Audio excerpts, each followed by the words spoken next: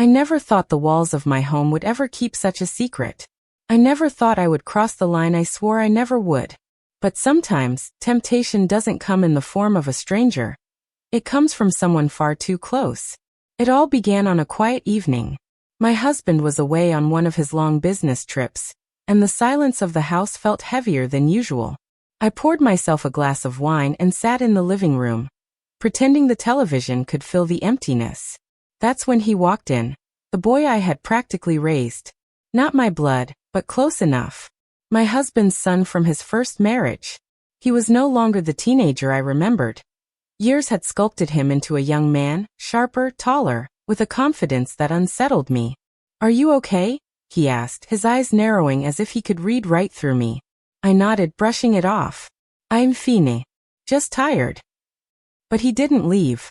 He sat across from me, studying me the way someone studies a puzzle.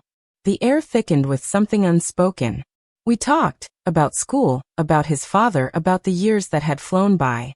At first it was harmless, almost comforting. But then his tone shifted. "You're always alone when Dad's away," he said softly. "Doesn't it get lonely?" The question made my chest tighten. I laughed it off nervously, but his gaze didn't break.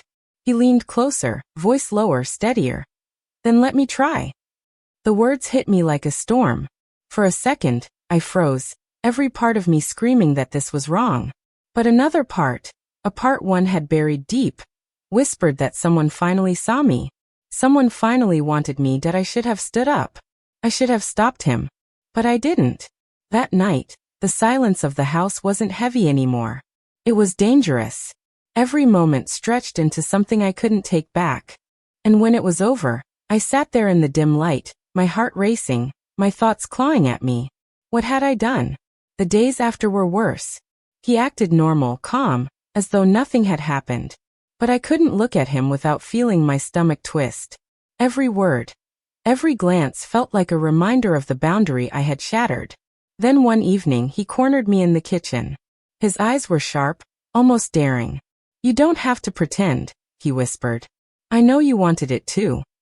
My hands trembled as I gripped the counter. He was right, I hadn't stopped him. I had let it happen. And that truth terrified me more than anything. From that moment, every sound in the house felt like a threat.